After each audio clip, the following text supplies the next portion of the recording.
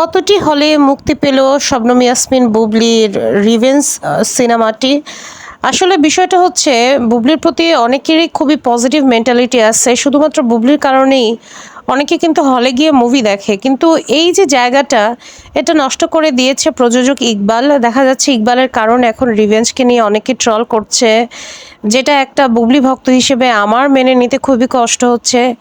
এত কিছুর পরেও রিভেঞ্জ মুভিটি ১৫টি হল পেয়েছে সারা বাংলাদেশে। তাছাড়া যেখানে তুফান আছে সেখানে অন্য কোনো মুভির আসলে ওইভাবে হল পাওয়ারই কথা ছিল না। হল সংখ্যাও অনেক সীমিত। তারপরেও যা পেয়েছে এটাই অনেক। আস্তে, আস্তে হয়তো হলের সংখ্যা বাড়বে। যেমনটা মায়া সিনেমার ক্ষেত্রে হয়েছে। ১ম দিকে মাত্র ৭টা হল থেকে শুরু করেছিল।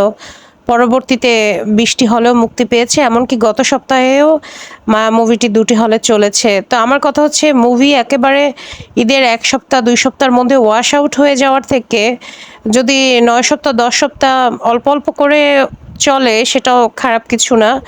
আশা করি রিভেঞ্জ মুভিটা দর্শকের মন জয় করতে পারবে। আর ইকবাল যেহেতু সরি বলেছে বুবলিকে, সেখানে আমাদেরও আর কোনো আক্ষেপ নেই। বুবলি আপু নিজে যেহেতু এই মুভির প্রচারণায় আছে, একজন ভক্ত হিসেবে অবশ্যই আমাদের সকলের দায়িত্ব এই মুভির প্রচারণা করা এবং আপনারা আশা করি বুবলির পাশে থাকবেন। ধন্যবাদ।